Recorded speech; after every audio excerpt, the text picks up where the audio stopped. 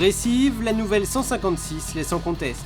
C'est en effet la solution qu'a trouvé le designer italien Giorgetto Giugiaro, auteur de ce relifting, pour renouveler l'architecture d'une voiture à succès. Car le succès, la 156 connaît. C'est elle qui a marqué le renouveau de la marque lors de son apparition en 1997. Un renouveau dû en partie à son style, élue voiture de l'année 98, plus belle voiture du monde en Italie, voiture de l'année au Danemark, en Hongrie, en Espagne, en Yougoslavie, en Croatie, en Slovénie, au Portugal, au Luxembourg ou encore en Afrique du Sud. Elle a aussi reçu le trophée du design en France ou encore le prix de l'innovation technologique en Espagne et en Allemagne. Au total, ce ne sont pas moins de 36 prix que la belle italienne a remportés aux quatre coins du monde.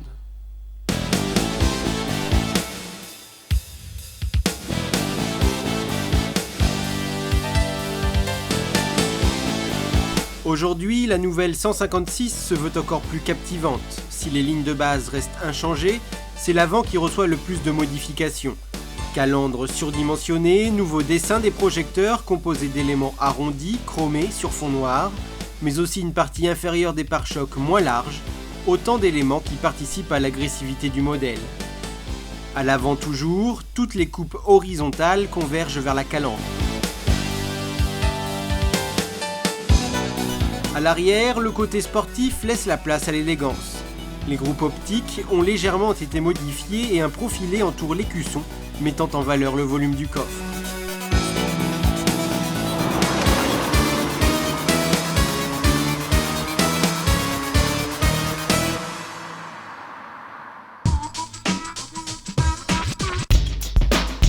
À l'intérieur aussi, les nouveautés se mêlent à l'original pour accroître la sensation de luminosité et d'élégance.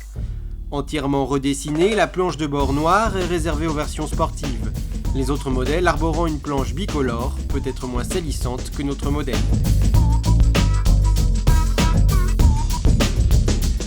Légèrement inclinée vers le conducteur, la console centrale est divisée en trois grandes parties. En haut, un afficheur multifonction remplit deux grands rôles, celui d'ordinateur de bord, indiquant les différents paramètres du voyage, et celui de pense-bête, pour rappeler aux propriétaires de la belle les éventuelles anomalies et les interventions d'entretien à effectuer. Au centre, l'autoradio avec lecteur CD offre une bonne qualité sonore, grâce aussi aux haut-parleurs disséminés dans l'habitacle. Il affiche une puissance de 4x40 watts. En bas de la console, de drôles de commandes apparaissent, celle de la climatisation bizone. Le passager n'est ainsi plus tributaire du conducteur et peut régler la chaleur qu'il souhaite, indépendamment de la chaleur réglée par le conducteur. Les autres détails n'ont pas subi de changement, on retrouve les ouïes supérieures du diffuseur central, les garnitures grises des commandes au volant ou encore les poignées de porte chromées. Ce qui attire l'œil surtout dans l'habitacle, ce sont les nombreux airbags, omniprésents.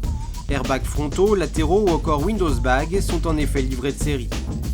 Essayée en finition sélective, la version haut de gamme, la 156 est très bien équipée.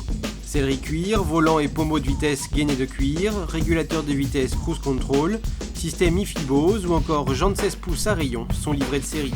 Seul petit regret, les capteurs de recul en option.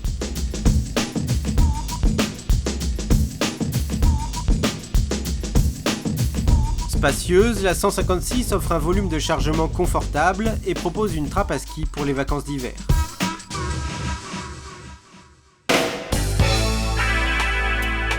Mais le plus intéressant se trouve sous le capot. Équipé du 1,9 litre JTD Multijet CSV de 140 chevaux, notre Alfa bénéficie de la dernière génération de moteurs Common Rail à soupape multiple avec technologie Multijet. Ce ne sont pas deux mais plusieurs injections qui sont réalisées à chaque cycle moteur. Résultat, un fonctionnement plus silencieux, une réduction des émissions de gaz et une augmentation d'environ 6 à 7% des performances. Équipée d'une boîte de vitesse mécanique à 6 rapports, la 156 1,9 litre JTD Multijet atteint les 100 km/h en 9 secondes 3 et dépasse les 209 km/h en vitesse de pointe. Côté consommation, elle reste sobre, 8 litres au 100 km en cycle urbain, 4,7 en extra-urbain et 5,9 en cycle mixte.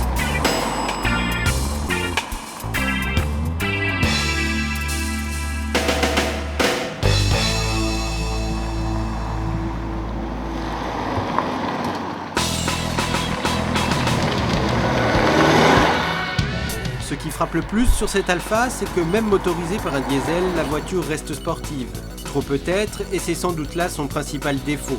Dès que la chaussée devient glissante et l'adhérence précaire, la motricité devient difficile et la puissance a du mal à passer. Heureusement, l'anti-patinage ASR joue bien son rôle, comme le montre notre test.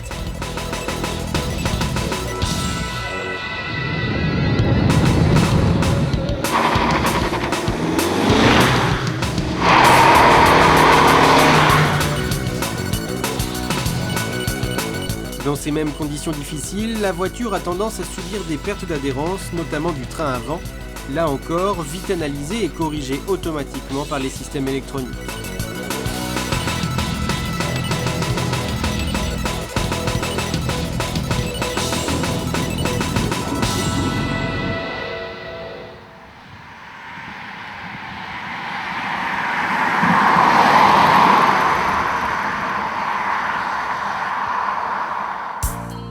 Agréable à conduire, cette 156 est précise et sensible.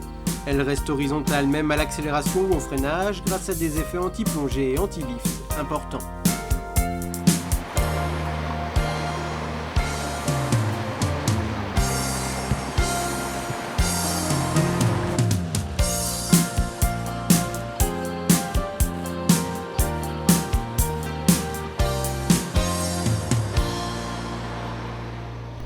À 27 850 €, cette 156 a donc les défauts de ses qualités, ce qui ne devrait pas l'empêcher de rencontrer le même succès que son aîné.